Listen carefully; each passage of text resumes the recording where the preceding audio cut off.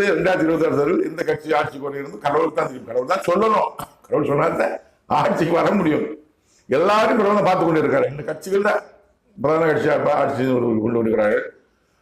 ஆதியில நம்ம பேசுவோம்னா தமிழ்நாட்டை பற்றி பேசுவோம். ஆரம்பத்தில் தமிழ்நாட்டில் உள்ள அரசியல்வாதிகள் சுதந்திரம் பெற்ற பிறகுதான் அரசியல் வர்றாங்க. முன்னாடி காங்கிரஸ் அதற்கு முன்பாக ஆங்கிலேயர் ஆட்சிகள், அப்புறம் அதுக்கு முன்பாக முகலாயர் ஆட்சி, அப்படி நிறைய இருந்தது.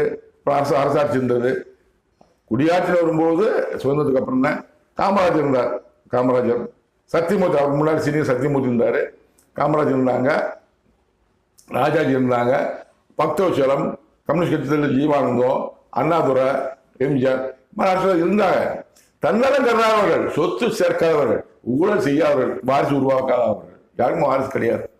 அண்ணாதுரை வாரிசு கிடையாது. காமராஜருக்கு மனைவியே கிடையாது.